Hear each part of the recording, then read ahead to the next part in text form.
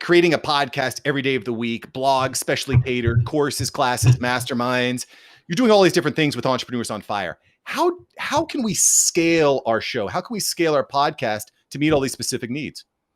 Should you scale? That's the question. Like, a lot of people are just stressed about scaling and growing and how do I market this better? And I'm like, well, your podcast sucks. So you're going to scale and get more earbuds and earballs on this podcast that sucks. Like, how about you first focus on your craft? Like, how about you first create a good podcast? How about you first create a show worth listening to? And then things will grow naturally and organically. And, maybe you shouldn't be scaling and growing at a high speed right now because you're just not ready for it. So you need to be building the right way, not just the fast way. So when you want to, pour a ton of energy and potentially money and effort, into a marketing plan, and people are going, they're like, oh, this show's bad, and then they're gone, like, that was a complete waste. Like, you want to make sure that you are building the right foundation, working on your craft, honing your skills, becoming good at what you do, so that when people do find your show or when people do listen, now they become your evangelists. Now they go to their friends and their family and they're talking about your show, and you're getting these now organic and referral leads that are coming in and listening. Now you're growing still slowly, but you're growing the right way. And so that's something that I just want to kind of plant as a seed for people is, there's like, oh my God, John, like, I'm not doubling my listens every single month. I'm like, good, because you shouldn't be. Like, you're not, your show's not good enough for it yet. Like, when I launched Entrepreneurs on Fire, I was a bad podcast host. Like, it took me a long time to become good at my craft. Yeah, you think about, I'm going to become a doctor. You don't just wake up one day and you start opening up someone's chest and diving in, right? Like, you have to work on it. You have to hone your craft. So we've talked a lot about niching down and how important that is in a crowded space. John, what are some audio tips? What's the number one audio mistake that you hear people making in their podcasts? As far as audio quality, I mean, one of the biggest things that I definitely see is you're just not educating your guests that are coming on. Like, my guests literally get an email walkthrough of what bad audio sounds like, why you need to be having an earbud, or as you have a headset, why you need to be having, an actual microphone and not just relying on your computer to do the work for you. Like, I literally am educating them on that process. And I let them know, I'm like, this is for your sake. Like, when you sound bad, you look bad and you sound stupid. And like, you don't want any of those things. Like, this is your chance to really make a good connection, a valuable introduction to my audience. I have over 1 million listens per month. You've probably never been on a bigger stage in your life, and you probably never will again.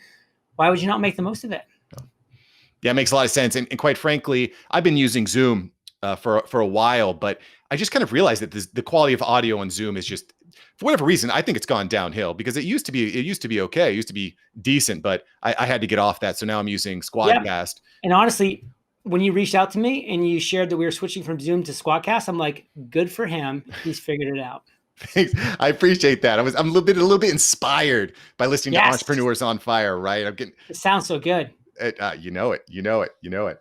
Okay, great. So we've talked a lot about creating a great podcast. So one of the things that you've been excellent at is converting these listeners into buyers. And one of the most powerful ways to do that is with affiliate marketing.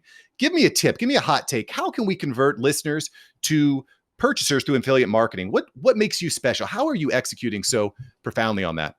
You just have to understand like what a funnel is. And that's the process. Is you're not just going to be like, hello, my name is John, let's get married tomorrow. Like, it has to be a process. Like, you've got to be introducing yourself to an individual. You've got to be building up know, like, and trust by delivering them free, valuable, and consistent content. And then having them take that next step with a call to action that's giving them that next layer of value. And then as you build up that trust to a certain point, then you can introduce the premium offer. You can introduce the coaching. You can introduce the course, the product, the service, whatever that might be.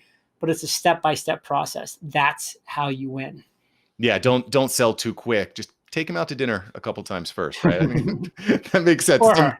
Or her, him or her. Just take him out to dinner.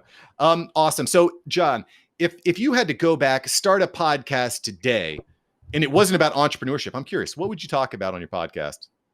Health and wellness, just because that's where my focus is right now, and because I'm curious about it, because I'm passionate about it.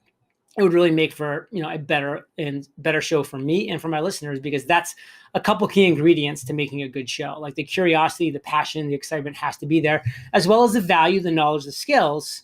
But I would make sure to choose a topic within that I actually had some knowledge in as well.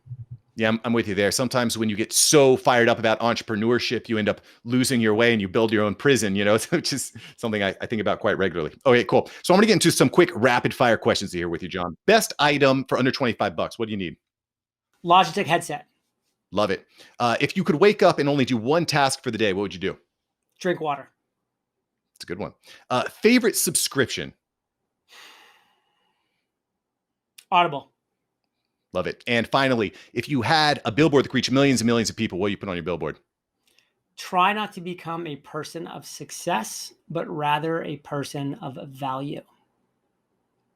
JLD said it. I agree with it. John, thank you so much for your time, brother. Thank you so much for watching. I'm glad you enjoyed this episode. I've got several other episodes right here for you. Smash one of these videos to make sure that you don't miss out on the tips, tools, and tactics of industry experts. Let's take that side hustle full time. Smash one of these links.